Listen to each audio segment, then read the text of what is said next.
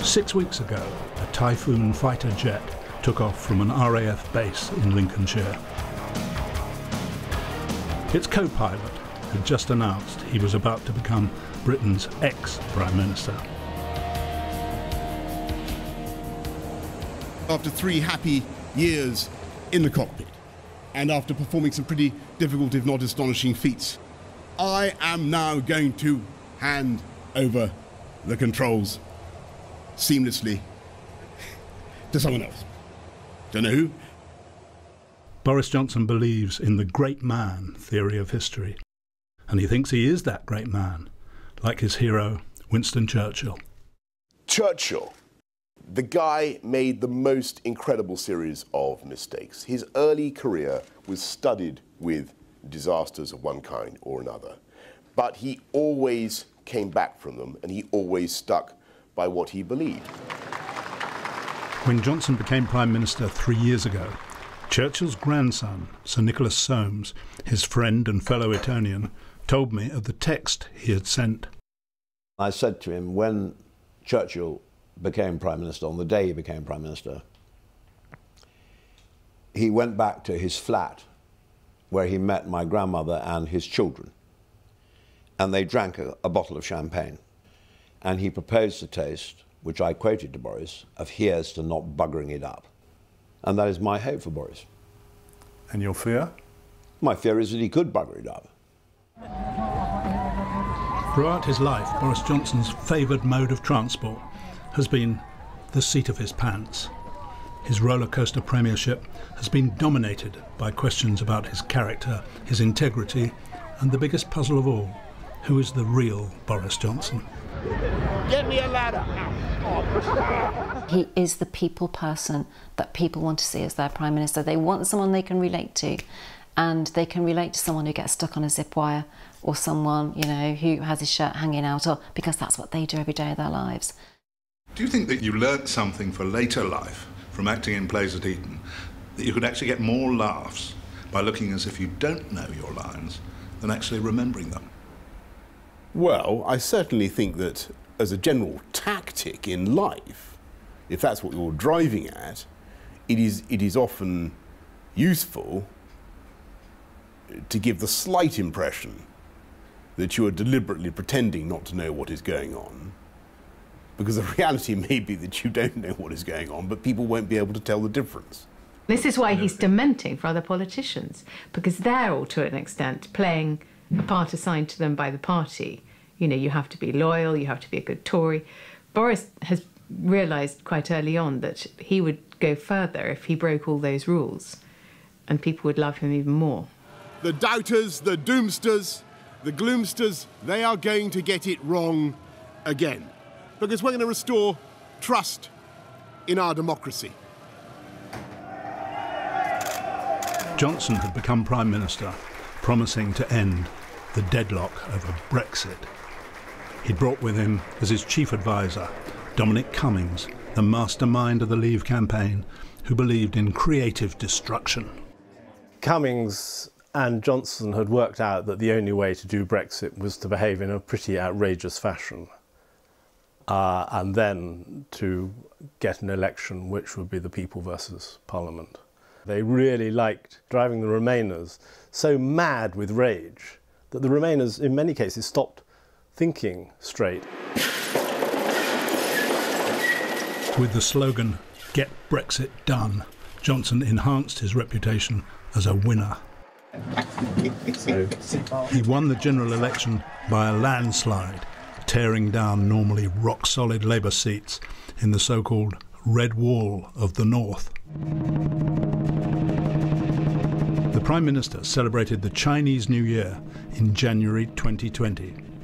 The Year of the Rat began with a far more deadly challenge than Brexit, arriving in the form of COVID-19. Prime Minister, are you concerned about the coronavirus coming to the United Kingdom? In February, the Prime Minister regarded this as just a scare story. Don't worry about it. I'm going to get Chris Whitty to inject me live on TV with coronavirus so everyone realises it's nothing to be frightened of. I was at a hospital the other night where I think there were actually a few coronavirus patients, and I shook hands with everybody, you'll be pleased to know, and I continue to shake hands. But suddenly things became deadly serious as Johnson took the country into lockdown as the pandemic spread. OK, I'll stop and then I'll get further instructions, OK? And with his unerring knack of becoming the centre of the story, the Prime Minister himself tested positive for the virus and went into self-isolation. He didn't really believe in people falling ill. He didn't even have a GP. He didn't have a doctor. And I had a conversation about, like, who's your GP? We need to get a doctor now. Didn't have one. Didn't know who, had no idea who his GP was. His advisers claimed he was doing well, but when he held a Zoom meeting with his cabinet, things seemed rather different. I remember being on a Zoom call, cabinet Zoom call, and I remember saying, the PM is clearly dreadfully unwell, looks and sounds awful, and we need to bring this meeting to a halt. This is like watching a car crash, and we shouldn't be doing it. He needs to be in bed. He needs to be having proper treatment. The Prime Minister was secretly driven to St Thomas's Hospital, half a mile from Number 10, and the next day he was moved into intensive care. Suddenly we were facing a situation where the PM, arguably could be dead by the morning. People like that are meant to be invincible. Prime Ministers don't get ill. They don't die. Boris Johnson said later, "It would be wrong to say that I thought, oh my goodness, this is it." Some terrible buoyancy within me kept convincing me that everything would almost certainly be all right in the end. I've today left hospital after a week in which the NHS has saved my life, no question. After a fortnight's convalescence at Chequers, Johnson returned to work. If this virus were a physical assailant, an unexpected and invisible mugger, which I can tell you from personal experience it is, then this is the moment when we have begun together to wrestle it to the floor. In December 2021, he launched the Tories' war on crime. But media reports were emerging that Johnson and his staff had been breaking lockdown rules by holding parties inside Number 10. I can tell you that the guidelines were followed at all times. Well, did you investigate that yourself? Have you satisfied yourself that that is the case? I have satisfied myself that the guidelines were followed at all times.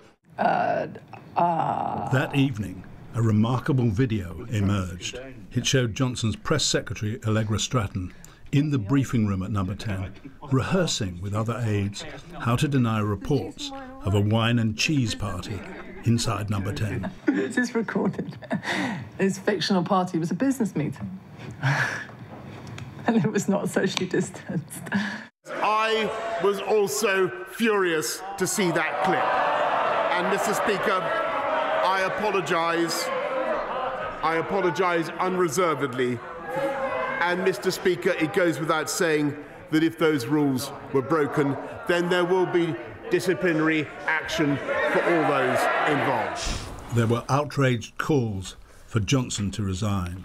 Instead, Allegra Stratton took the bullet. This afternoon, I am offering my resignation to the Prime Minister. Thanks for your time.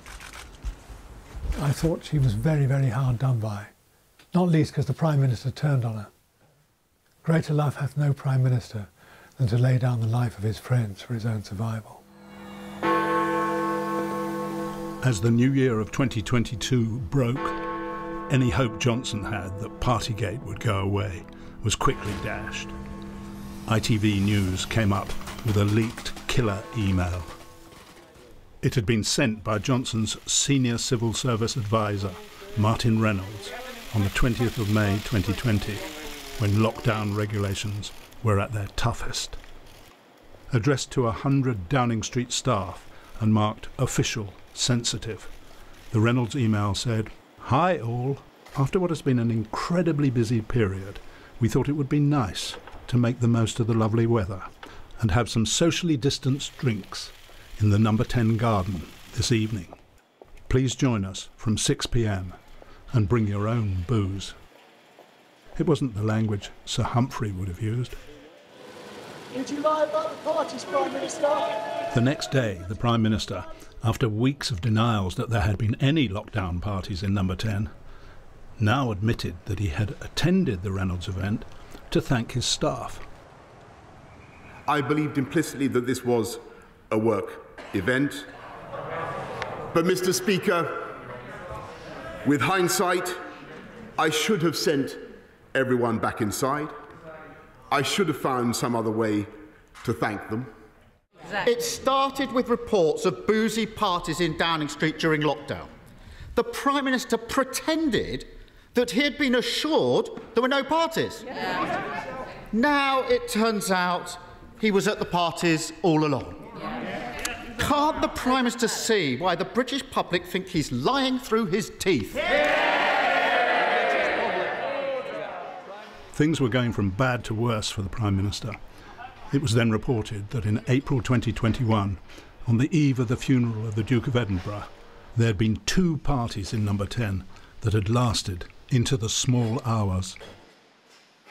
Was having to apologise to the Queen about those parties the night before she put her husband of over 70 years, she laid him to rest. Was that a moment of shame for you? I deeply and bitterly regret that happened, and I can only and renew my apologies both to Her Majesty and to the country for misjudgments that were made, and for which I take full responsibility.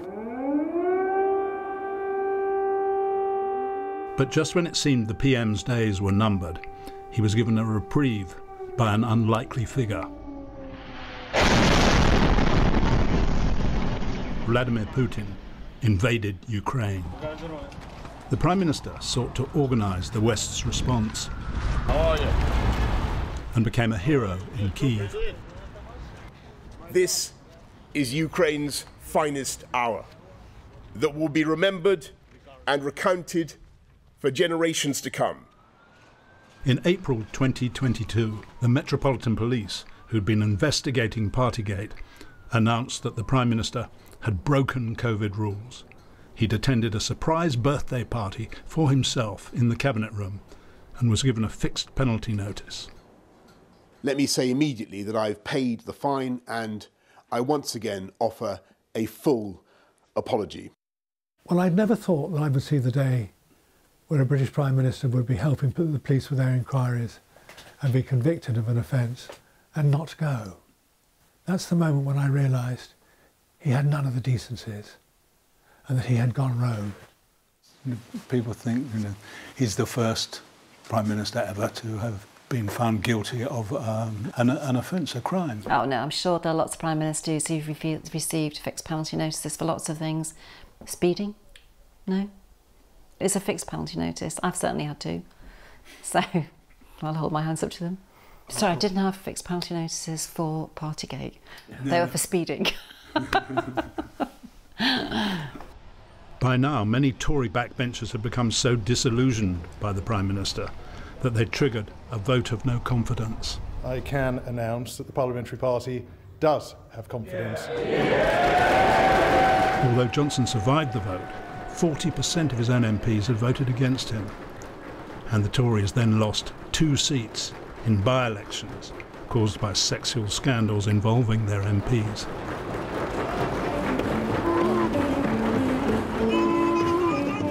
Johnson, meanwhile, was in Africa at the start of a series of international meetings.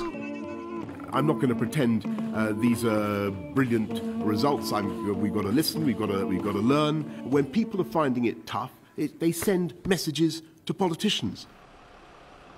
Meanwhile, at Westminster, a cloud no bigger than a man's wandering hand was emerging. On June the 30th, Chris Pincher, the Tory Deputy Chief Whip, suddenly resigned. The Sun reported that he had groped 2 men at the members-only Conservative Carlton Club in St James's. His resignation letter to the PM opened with the words, "Last night I drank far too much. I've embarrassed myself and other people, which is the last thing I want to do." Initially, Number 10 said that When he appointed Pincher, Johnson knew nothing about his reputation as a sexual predator. That line was dramatically upended on the morning of July the 5th by Lord Simon MacDonald, the former head of the Foreign Office.